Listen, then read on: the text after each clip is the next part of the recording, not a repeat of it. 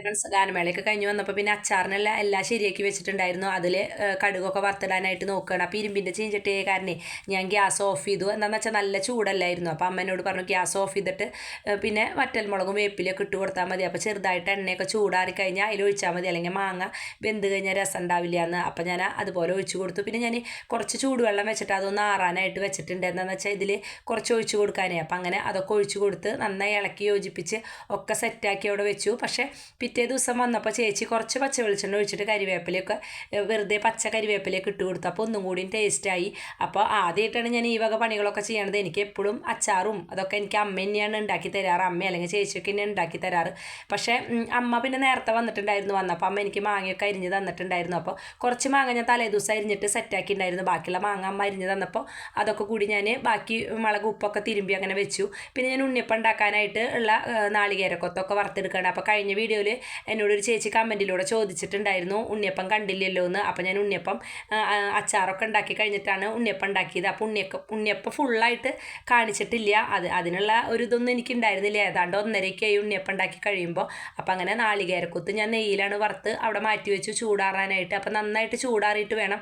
പിന്നെ മാവ് ഞാൻ ഉച്ചയ്ക്ക് കലക്കി വെച്ചിട്ടുണ്ടായിരുന്നല്ലോ. പക്ഷെ ഒരു ഉണ്ണിയപ്പം പോലും ഞാൻ ഉണ്ടാക്കിയില്ല. ഒക്കെ എനിക്ക് അമ്മയാണ് ഉണ്ടാക്കി തന്നത്. കലക്കി വെക്കലൊക്കെ ഞാൻ ചെയ്തു, പക്ഷെ ചെറുതായിട്ട് ഇത്തിരി കട്ടിയൊക്കെ ആയിട്ടുണ്ടായിരുന്നു. പിന്നെ അമ്മ വെള്ളമൊക്കെ ഒഴിച്ച് അതൊക്കെ സെറ്റാക്കി തന്നു. അപ്പം അങ്ങനെ ഞാൻ പിന്നെ ഏലക്കായ ചതച്ചതും പിന്നെ എള്ളും ഇട്ട് കൊടുത്തിട്ട് നന്നായി ഇളക്കി ഒരുവിധം ഞാൻ ഇളക്കി യോജിപ്പിച്ചു. പിന്നെ ഞാൻ അവിടെ നിന്ന് മാറി നിന്നു. പിന്നെ അമ്മയാണ് എല്ലാം ചെയ്തത്. പിന്നെ നാളേക്കുള്ള അരിയൊക്കെ തിളപ്പിക്കാനായിട്ട് വെച്ചു. കണ്ട നല്ല കട്ടി ഉണ്ടായിരുന്നു. അപ്പം അമ്മ പറഞ്ഞു മാറി നിൽക്കുക, ഇനി ഞാൻ ചെയ്യാമെന്ന് പറഞ്ഞു. പക്ഷെ എല്ലാ ഉണ്ണിയപ്പം അമ്മയാണ് ഉണ്ടാക്കി തന്നത്. പക്ഷെ അമ്മയ്ക്ക് കാലിനൊക്കെ ഭയങ്കര വേദനയല്ലേ, നടുവിനൊക്കെ. അത് കാരണം എനിക്ക് ചെറിയൊരു പേടിയൊക്കെ ഉണ്ടായിരുന്നു. പിന്നെ വലിയ കുഴപ്പമുണ്ടായിരുന്നില്ല. പക്ഷെ അമ്മയ്ക്ക് ഇവിടെ നിന്ന് പോയപ്പോഴേ പിന്നെ നല്ല തലകറക്കും ഛർദിയൊക്കെ ഇനിയായിരുന്നു. എന്താണെന്ന് വെച്ചാൽ വണ്ടിമേലൊക്കെ വന്നിട്ടേ. അപ്പം അങ്ങനെ പിന്നെ അതൊക്കെ ആയി വന്നപ്പോൾ ഞാൻ വേഗം ചൂടാറിയ നാളികേരക്കൊത്തിൻ്റെ അതൊക്കെ ഇട്ട് കൊടുത്തു. ഇതൊക്കെ അമ്മയാണ് എനിക്ക് വന്നിട്ട് അരിഞ്ഞ് തന്നത്. നാളികേരക്കൊത്തും മാങ്ങയും എല്ലാം അമ്മ എനിക്ക് വീട്ടിലേക്ക് ഇരുന്നിട്ടുള്ള എല്ലാ കാര്യങ്ങളും അമ്മ എനിക്ക് സെറ്റാക്കി തന്നു. പിന്നെ നാളേക്ക് നമ്മൾ ദം ബിരിയാണി ഏൽപ്പിച്ചിരിക്കുകയാണ്. അപ്പോൾ നാളേക്ക് വേറെ ഒന്നും വേണ്ട. പക്ഷേ അത് കഴിക്കാത്തവർക്ക് ചോറ് വേണമല്ലോ. അപ്പം അങ്ങനെ ഞാൻ കുറച്ച് ചോറൊക്കെ തിളപ്പിച്ച് ഇറക്കി വെച്ചു. അപ്പം അങ്ങനെ ഉണ്ണിയപ്പത്തിൻ്റെ മുഴുവനായിട്ടുള്ളതൊന്നും കാണിച്ചിട്ടില്ല. ഉണ്ണിയപ്പം ഉണ്ടാക്കണത് മാത്രമേ കാണിച്ചുള്ളൂ. പക്ഷേ ഞാൻ ഒരിക്കലും പ്രതീക്ഷിച്ചിട്ടില്ല. ഞാനിങ്ങനെ ആദ്യമായിട്ട് ചെയ്തപ്പോൾ നന്നായിട്ടുണ്ടായിരുന്നു. ചേച്ചിയും ചേട്ടനും എല്ലാവരും പറഞ്ഞു ഉണ്ണിയപ്പം നന്നായിട്ടുണ്ടെന്ന്. അപ്പോൾ ഉണ്ണിയപ്പം കലക്കി വയ്ക്കാനൊന്നും എനിക്ക് അത്ര പേടി തോന്നിയില്ല. പക്ഷേ ഉണ്ടാക്കാനായിട്ട് ഇത്തിരി പേടി ഉണ്ടായിരുന്നു. എന്ന് വെച്ചാൽ തിളച്ച എണ്ണയല്ലായിരുന്നു. അത് കാരണം ചെറിയൊരു പേടി ഉണ്ടായിരുന്നു. പക്ഷേ ഉണ്ണിയപ്പം മുഴുവൻ അമ്മ ഉണ്ടാക്കി തന്നു എനിക്ക്.